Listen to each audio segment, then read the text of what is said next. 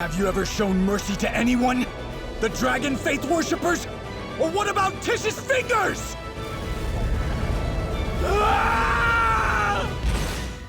Salua wakes up after he is knocked out, and Orphan orders him to lead him to MacDougal. As Magic reassures Vienna of their safety, Orphan goes to MacDougal and exposes Salua for being an assassin. A fight breaks out and Orphan knocks out both his enemies at the same time. However, MacDougal tries one last resort and shoots at him, but his gun explodes as he falls down. During his dying moments, MacDougal says that he wants to become more powerful than the dragon race as he saw something at Kimlock that made him worry about the world. However, he dies before he can reveal what it was. Salua decides to leave the area as his enemy is dead now. Meanwhile, Cleom finds a little cat that the rangers identify as the child of a deep dragon. They get scared upon seeing the beast and run away from their mistress. Orphan tries to reason with the villagers after revealing MacDougal's intentions, but his words fall on deaf ears and everyone starts to attack him. Then the deep dragon tells Vienna that he is going to destroy the village, and he offers her a chance to leave while she still can. Vienna tells Magic to get away from the village so that he can save his life, but refuses to come along with him. Magic is reunited with Orphan, who now has a gun to defend himself. They are concerned on a roof, but then Orphan teleports them to safety.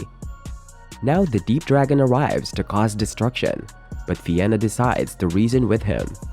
As the dragon begins his attack, Orphan tries a magic blast to stop him, but it does nothing. This is when the dragon reveals that Vienna had died when he found her, so he revived her to keep a watch on MacDougal.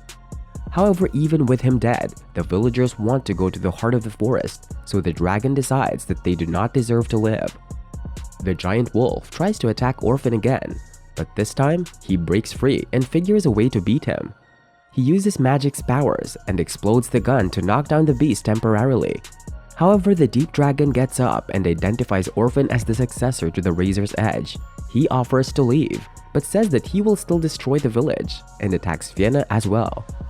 Then, Cleom uses his own baby to kill him in a tense sequence, but the dragon says that their freedom is unmanageable. Now Vienna decides to stay with the village, and Cleom brings the baby dragon along for the journey, also giving him the name Lecky.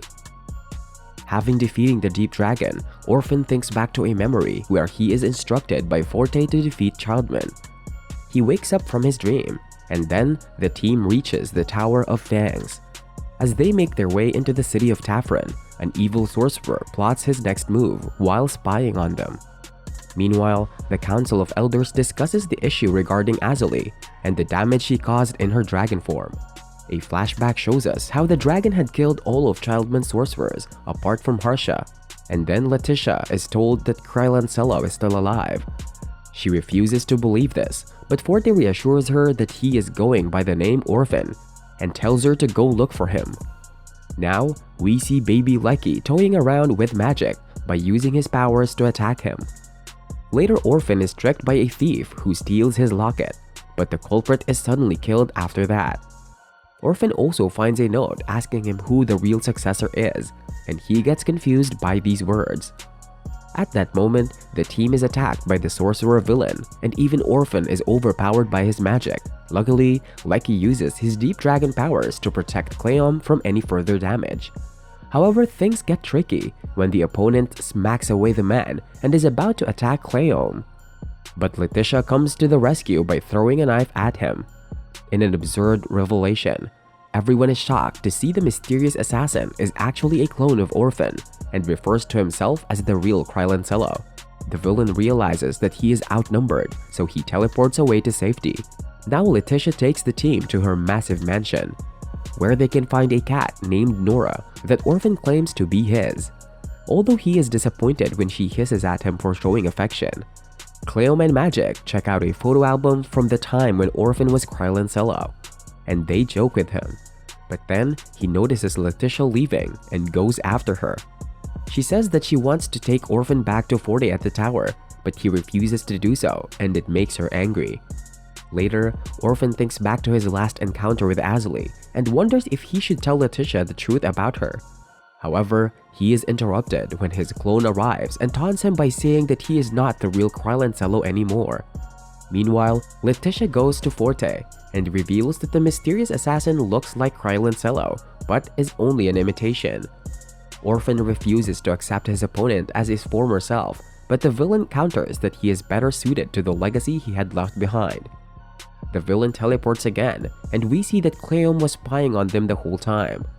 Orphan is lost for words as he tries to understand what is going on, and he thinks back to some of the lessons Childman had taught him. Later, Letitia's students, Tiffis and Patricia, meet Orphan and mention the dwarves misusing his name. So he goes to teach them a lesson. It happens to be Letitia's birthday, but she celebrates it alone and thinks back to one of her happier birthdays with Orphan. She takes on Harsha and Comicron in a duel and defeats them both, after which Forte interrupts them. He teases Letitia later when they are alone, and mentions that she is underestimating Krylancello, as he is simply going easy on her when they fight. His words prompt her to challenge Krylancello once more, but she forces him to use his true powers this time. Krylancello gives Letitia a taste of his strength as he stops the facade and defeats her with just one punch. Back to the present, Orphan meets Letitia and talks to her about the fake Krylancello. She laments over how Childman has disappeared, but Orphan is conflicted about telling her the truth regarding her master and Azalee. Meanwhile, the fake Krylancello spots Cleom with the dwarves, so he kidnaps her and Lecky when she is most vulnerable. Letitia has an argument with Orphan because she knows that he isn't telling her something, but the others arrive to inform them about the kidnapping. Letitia realizes that this is a trap to lure out Orphan, and it leads to a conflict between her and Magic. Orphan gets annoyed but is certain that his clone will not kill Cleom, so he sets out to find her. Later, Magic is told by Tiffis that Orphan had once almost killed a messenger back when he was Krylancello, and it was this incident that led to him getting banished from the 13 Apostles. However, Magic refuses to believe that Orphan would be responsible for such a crime and walks away from the scene. Meanwhile, Orphan goes looking for Cleom, but laments that he will never be able to reach Childman's level. He becomes reckless in his pursuit, and then he runs into the fake Krylancello. They get into a brief encounter, and the clone seems to be enjoying himself, but then Orphan mentions Azalee's name, so it triggers the assassin. This prompts them to engage in a fierce duel, and Orphan comes out on top of this one, as he manages to catch his opponent off guard. They go for round 2, and Orphan seems to dominate again, but Krylancello suddenly gets up and brutally attacks him. Orphan recovers from the blow, but then Krylancello summons a sword of Beltenders and reveals that he is actually a killer doll created by Azalee. Orphan uses Childman's finisher move to seemingly kill his opponent, but he wakes up even after that. The warriors decide to give it everything they have and unleash overpowered blasts at each other. An intense sequence follows, but Orphan incinerates his opponent with all his powers and kills the doll, who calls out to Azalee before dying. Now the Chaos Witch shows up and explains that she lost control of the doll, which was why he had gone on a killing spree. She calls Orphan a special sorcerer and states that he was being raised by Childman only so that he could kill her. Orphan rejects this information and asks Azalee to come home to her family, but she says that she has her own plan to uncover Childman's intentions. Then, she asks Orphan to join her, but he refuses, so she leaves him with the same note asking about the true successor to Razor's Edge. The others arrive to help him after he faints, and they find Cleom as well. Orphan wakes up after he is treated, but goes crazy after tasting Cleom's horrible soup. Meanwhile, Melantorum, also known as Hydrant, looks for the Browning family's Book of Atlas. Even Orphan is attacked by a similar assassin at night, and he is about to fight him, but then Cleom and Magic arrive with more food. Cleom feeds Orphan more soup, and he screams in disappointment, but Letitia tells him to keep it down. The next day, Orphan tells Letitia about the killing doll, but doesn't give the full picture, and she is able to see through his lies. They decide to go to the Elders and leave Cleom with Tiffis, Patricia, and the dwarves. As she spends time with her new friends, Cleom learns about the history of the Tower of Fangs. Tiffis also says that the Council of Elders is under threat now that Childman is missing. Meanwhile, Letitia, Orphan and Magic make their way to the Atlas Tower, but are attacked and surrounded by multiple followers of the Dragon's Faith. Orphan fights everyone and wins with ease, as his powers are suddenly boosted. He questions one of the assassins, but runs into Hydrant, who kills the Dragon Faith and taunts Orphan for his inadequacies. He attacks his ex-colleague, but Hydrant dodges the attack and leads the team to Forte. Magic fills his enrollment forms while Orphan talks to Forte and learns about Vinby, a new student he has taken in from the Uor class, which is a rival of the Childman class. Orphan is against this, but Forte reveals something more important when he says that someone has been killing all the Dragon Faith members. Orphan suspects foul play and goes to look for Hydrant, but runs into Uor Curlane, with whom he has an argument over their past differences. Orphan threatens Uor, but he says that he shouldn't make him his enemy. Forte surprisingly refuses to meet Letitia, so Magic completes his enrollment and the team heads back home. However, Cleome is injured by the same assassin who had attacked Orphan in the night. Orphan wants to avenge Cleome, but Letitia insists on finding the culprit by herself. She follows the assassin to a secluded area and walks up some stairs, after which she is confronted by Swain and Hydrant. She is surprised by this betrayal, but decides to attack both of them at the same time. Meanwhile, Orphan heals Cleome with his powers and notices the explosions coming from the battle. Letitia struggles against her opponents and is about to be kidnapped, but then Azalee comes to her rescue and drives the assassin away before Letitia faints from her wounds.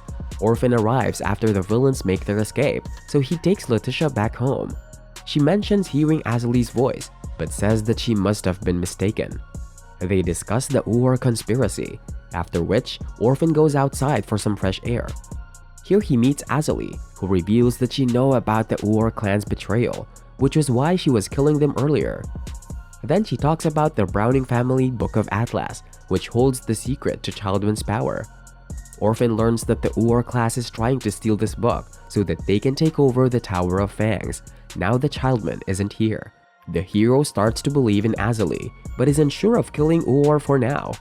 She decides to leave after revealing that Magic has the Book of Atlas. Cleome listens in on this conversation, so she joins her leader as he confirms Azalee's claims with Magic and heads to the Tower of Fangs. Orphan decides to invade the tower, even though Cleome and Magic are hesitant.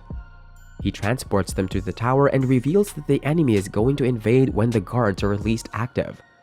Orphan also wonders if he is the true successor of Razor's Edge. But then, he is suddenly attacked by Hydrant and Swain, after which an intense battle follows. Lecky uses his Deep Dragon powers to help Orphan during the fight, but then the sorcerers are transported to a private room. Here, Hydrant says that he only works for the upper echelon and does not care about the Book of Atlas, as he only wants to take revenge for the scar on his face. Orphan fights him for a bit, and then Hydrant decides to reveal why he has to hide his face with a mask. A flashback shows him as Milan getting into an argument with Krylancello.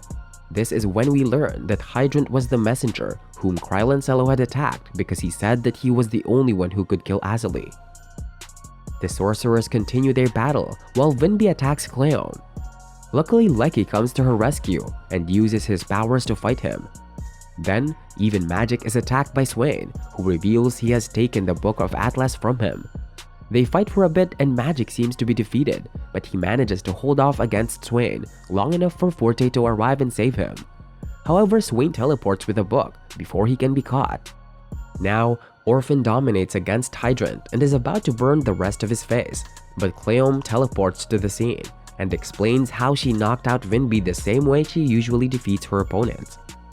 Then Orphan confronts Uor and his men, during which the villain says that he finally received the book he has been after. However, Orphan reveals that the atlas in his hand is just a fake, as he had traded the real one with Cleome's diary. This upsets Uor, and an intense battle follows, but then Forte arrives with orders for Uor's arrest. That's when Azalee appears, and we learn that she was planning this moment with Forte right from the start. Uor attacks the Chaos Witch, but Orphan stops him and defeats him with Childman's finisher move. Azalee uses her powers to wipe out the enemy's memories, and then they are arrested. The next day, Azalee gets her hands on the real Atlas and finds a treasure chest that she uses to boost her powers. She tells Orphan to meet her at Kimlock because the world is going to end and he will be crucial towards stopping it. And that's the end of Season 1. Like, share and subscribe if you want to see Season 2 as well. Hit the bell icon for more notifications. I'll see you later!